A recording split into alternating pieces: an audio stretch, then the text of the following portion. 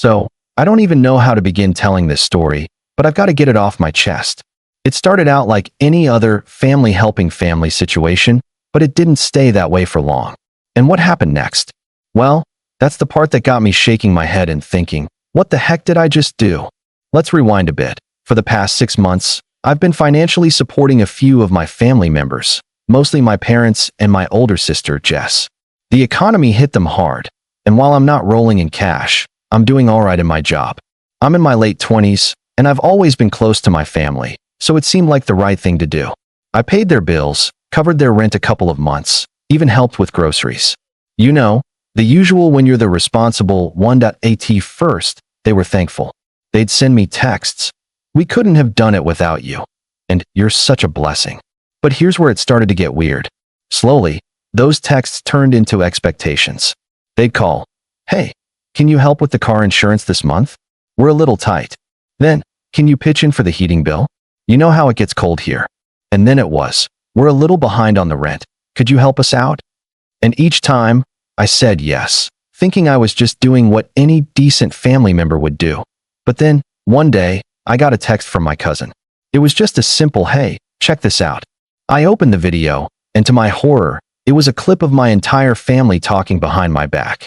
They were sitting around in my sister's living room, having some kind of family meeting. And as they all chattered away, I heard my name pop up. Jess was the first one to speak, and she said, "Ugh, I can't believe we have to keep asking her for help. It's like she's the last resort." My stomach dropped, and then my mom chimed in. "She doesn't do enough, though. I mean, we help her out when we can, but she's always busy or too tired." And just like that, all the gratitude I thought I had been getting from them seemed like a facade. I was the last resort. They were annoyed with me for only helping when they needed it. It made me feel like a sucker. I sat there staring at my phone, just shocked. They didn't know I could hear them. They didn't know I was about to hear everything. Jess, my own sister, was the one complaining the most. This was the same sister who would call me crying when she couldn't pay her bills or needed an emergency babysitter for her kids. This was the same family who'd made me feel like I was their only shot at staying afloat. But now? Now I was the last resort. I didn't say anything. I didn't confront anyone. I sat in silence. But I knew one thing for sure. I was done. The next rent was coming due in a few days, and they were going to need help, like always. Only this time, things were going to be a little different. I spent the next couple of days in complete silence. No calls, no texts, no responses to any of their messages. Then, the day before rent was due, I sent them a single message. "You guys are on your own this time." No explanation. "No, I'm sorry. No, I can't help." Just that I could feel the tension building. I didn't hear anything for hours. But then, the phone call started. The first call came from my mom. I let it ring out, and then my phone buzzed with a text from her. "What do you mean? You've always helped us. What's going on?" I didn't reply. I just let the silence hang. After about an hour, I got a call from Jess. I almost picked it up, but then I remembered how she'd talked about me behind my back, and I couldn't bring myself to. The calls kept coming. Mom, Jess, even my aunt. Everyone started reaching out, trying to figure out what was happening. I wasn't even angry yet. I was more exhausted. But I knew I had to stand my ground. The next day, rent was due. I watched as they scrambled. I knew they were trying to figure out how to cover it, probably already calling every family member they could. I almost felt bad, but then I remembered the video. The way they'd spoken about me. Around noon, I got a message from Jess. "Please, I don't know what's going on, but we really need your help this time.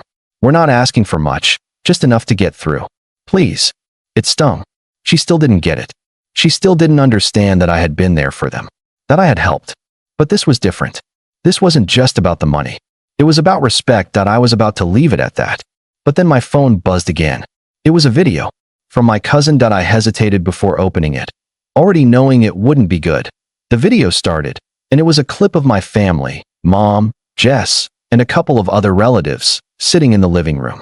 And they were talking about me. Again, this time, the conversation was even worse. Jess was yelling, "Why does she always act like she's doing us a favor? We're her family. We've supported her whole life. And now that we're struggling, she's just abandoning us. It's not fair." Mom added, "I swear, she's got this attitude like we're not even worth her time anymore. And after everything we've done for her." I couldn't believe it. They still didn't see it. They still thought I was some kind of backup plan. A safety net they could rely on whenever things went wrong. I felt the anger bubbling up now. This wasn't just about money anymore. This was about how little they truly valued me, how entitled they were, how they thought they could keep draining me without ever offering anything in return. I thought for a moment about how to respond. I could have called them, told them exactly what I thought, but that wouldn't do anything. It wouldn't change their behavior. I needed to make them understand the consequences of their actions. That's when the idea hit me. It was going to be risky. It was going to feel cold, but it would send the message I needed. I grabbed my phone and started typing. I didn't hesitate. Hey, I just watched the video. I'm done. I'm not going to be your backup anymore. From now on, you figure it out. Good luck. I hit send. The response was immediate. My phone started buzzing like crazy, but I didn't pick up. I didn't respond. I just sat there, feeling a strange mix of relief and tension. I had no idea what was coming next, but I knew one thing for sure.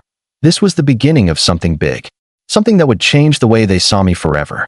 And as I stared at my phone, waiting for them to realize the magnitude of what I'd just done, I couldn't help but wonder, how far would they go to get what they thought they were entitled to?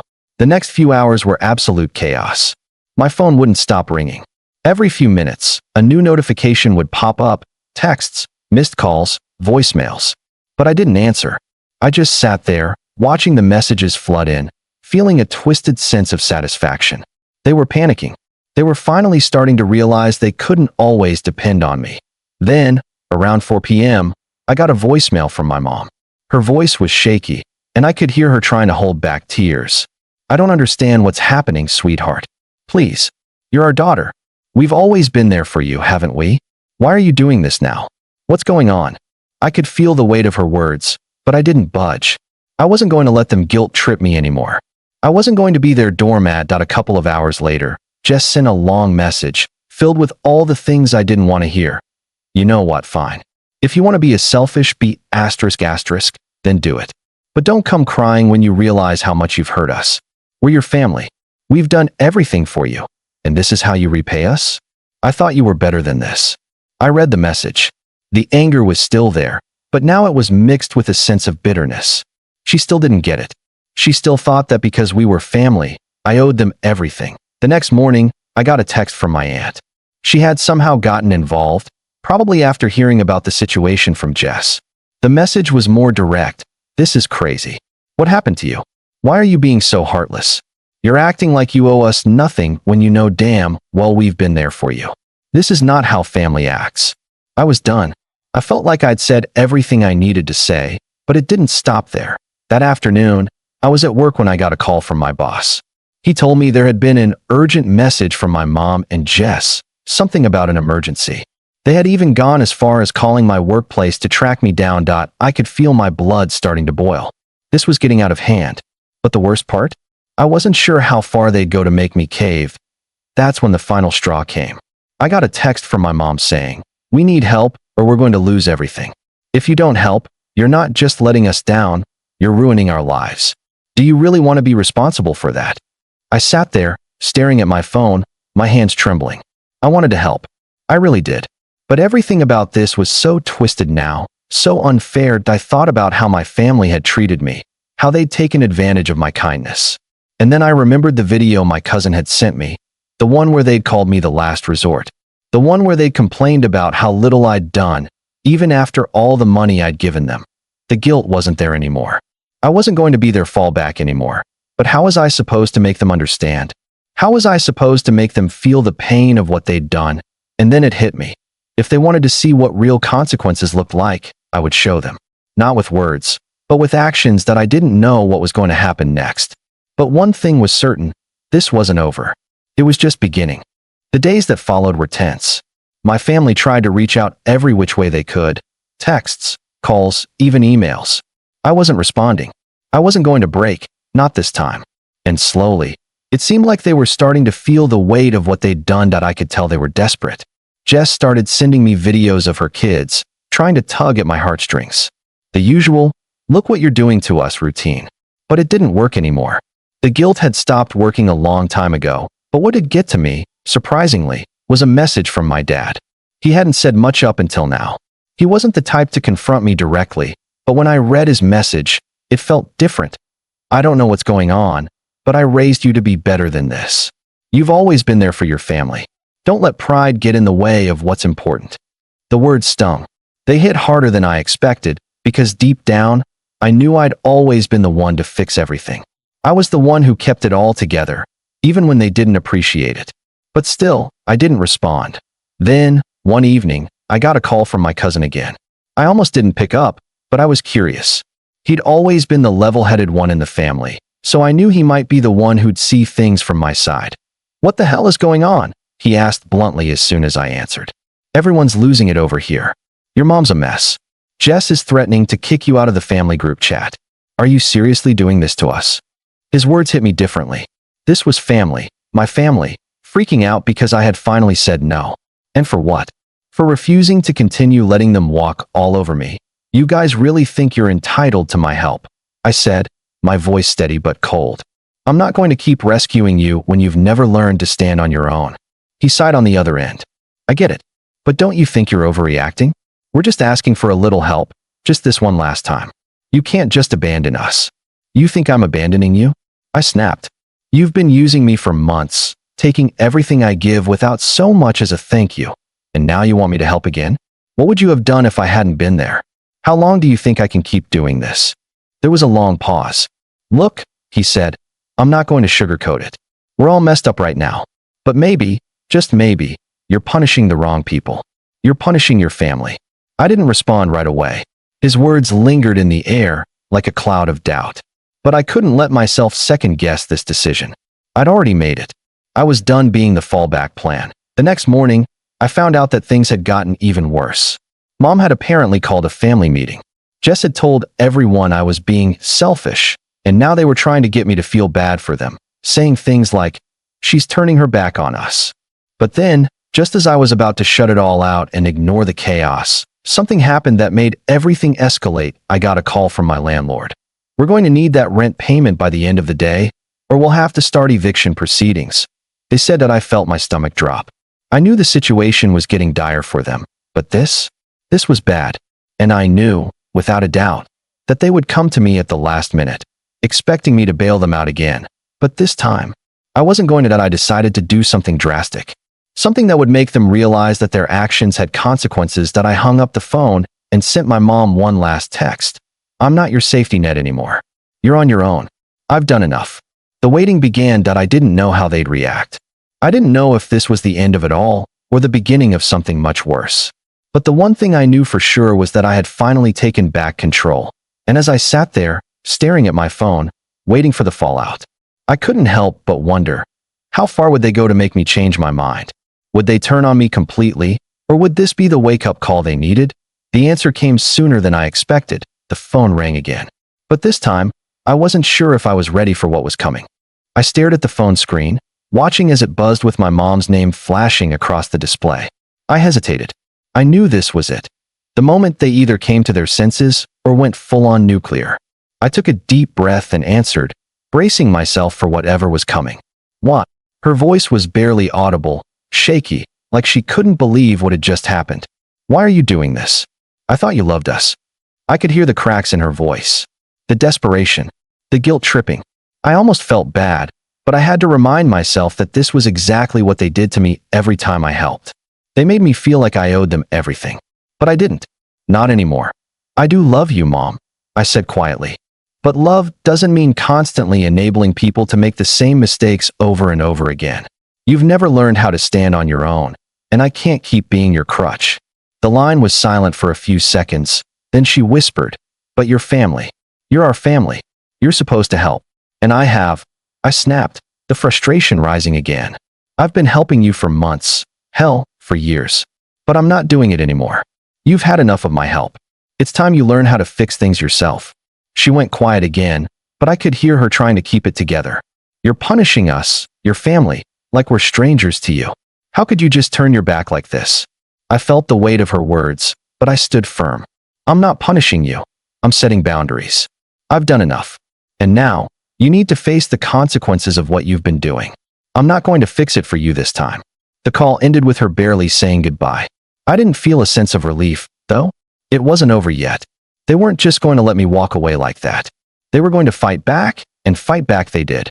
The very next day, I woke up to a flood of messages. From Jess. From Mom. Even my aunt again. It was as if they couldn't let it go. It was one guilt trip after another. Each message more desperate than the last. That Jess's text was the worst. I can't believe you would do this to me. I know we've had our differences, but I never thought you'd turn on us. You've always been there for me, and now you're just letting us drown. I can't believe I have to do this on my own with my kids. Thanks for nothing. I felt that familiar sting. But then something strange happened. Instead of caving, instead of feeling guilty, I just didn't care. I had to remind myself again, this wasn't my fault. I wasn't the bad guy here. They were, but the real bombshell came a few hours later. My aunt sent me a message, along with a picture of my mom sitting on the couch, looking utterly defeated. This is on you, you know. She's heartbroken. We all are. You've broken this family apart with your selfishness. You're making her feel like she's lost her daughter, like she's a failure. Do you really want to be the one to do this to her? I stared at the message, my heart pounding in my chest. For a second, I wondered if maybe I had gone too far. But then I thought about everything they had said to me, about how they had used me, taken advantage of my kindness, and only seen me as a tool for their convenience. No, I wasn't the one breaking the family. They had already done that to themselves. That I didn't reply. I just let the silence hang. But the storm wasn't over yet. That night, things escalated beyond just guilt trips. The family began to rally against me. Jess posted something on Facebook, calling me out publicly. When your own family abandons you during the hardest time of your life, you know you're done. Don't ever let anyone tell you that blood means anything. Some people will only be there when they need something from you. I'll never forget what you've done to us. The post quickly gained traction. My other relatives started chiming in with supportive comments, siding with Jess, piling on the accusations. It felt like a whole family-sized betrayal. They weren't just mad at me. They were publicly shaming me, making it look like I was the villain. But instead of feeling angry or sad, I felt a strange calmness. They were making this public now. They were forcing me into a corner where I had no choice but to stand my ground, to make sure they saw the consequences of their behavior. The next day, I decided to turn the tables. I shared the video my cousin had sent me, the one where they were talking about me, calling me the last resort, complaining that I didn't do enough. I posted it on my own Facebook, adding a caption, "This is what my family really thinks of me. This is how they talk about me behind my back. Maybe now, they'll see what I've been dealing with all this time." The fallout was immediate. Comments exploded. My family members were furious, accusing me of airing dirty laundry, of betraying them in the worst way possible. But this time, I didn't care. The truth was out, and now they were forced to face it. For a while, there was nothing but silence. No messages, no phone calls, no angry texts. It felt like they were trying to figure out what to do next, like they were waiting for me to cave. But I didn't. I stuck to my guns. Then, a week later, I got a call from my dad. The one person who hadn't really been part of the drama. The one person who had stayed quiet. But I could feel his presence looming over everything. "I think we need to talk," he said, his voice soft but serious. "Come over, let's have a face-to-face." I agreed, knowing this was the moment where everything would either fall apart or start to heal. When I walked into my parents' house, it felt like I was entering a war zone. Jess was there, and so was my mom. They both looked exhausted, like they'd been fighting each other more than they'd been fighting me. The tension in the room was thick, but I wasn't backing down now. "I've been thinking," my dad said, sitting down in the living room, "about everything that's happened. And I realize we've all messed up. But maybe, just maybe, we've been using you for far too long." I looked at him, surprised. It was the first time anyone in the family had admitted that I wasn't the one in the wrong. "I'm glad you see that," I said, trying to keep my voice steady. Jess shifted uncomfortably in her chair. I don't know how to say this," she started, her voice quieter than usual. "But I shouldn't have put that post out. That was wrong. I let my anger get the best of me, and I shouldn't have dragged you into it like that." I nodded slowly. "I appreciate that, Jess. But that doesn't change what's happened. I needed to hear that from you. And from Mom, too." There was a long pause, and finally, my mom spoke up. "I never meant to make you feel like you owed us everything. I've been selfish, and I've taken you for granted. I'm sorry.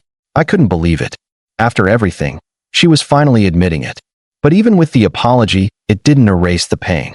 I was glad to hear it, but the trust had been broken. It would take time to rebuild, and I wasn't sure we'd ever fully get there. I don't need you to say sorry, I replied, my voice steady. I just need you to understand. I'm done being the person everyone runs to when things go wrong. If you want things to change, it has to start with you, all of you. There was a long silence after that. No one seemed to know what to say next. But I could tell something had shifted. For the first time in a long time, I wasn't the one holding everything together. They were. After a while, my dad stood up. I'm going to make sure we fix this, okay? No more using you as a backup plan. No more pretending like we can't do it on our own. We'll work through this. Together. It wasn't a perfect resolution, and I wasn't expecting everything to magically get better overnight. But it was a start. They'd finally seen the truth, and they were starting to face the consequences of their actions. As I left my parents' house that day, I felt something I hadn't in a long time. Relief. I knew it wasn't over, but it was a step in the right direction. Maybe, just maybe, my family would learn to stand on their own 2 feet. Maybe they would finally understand what it meant to respect me, to stop using me as a safety net. And as I walked away, I couldn't help but feel like the hardest part was finally over. They had been forced to see the truth. And now, it was their turn to change, but I wasn't holding my breath. So what do you think? Did I do the right thing? Or should I have tried to work things out differently?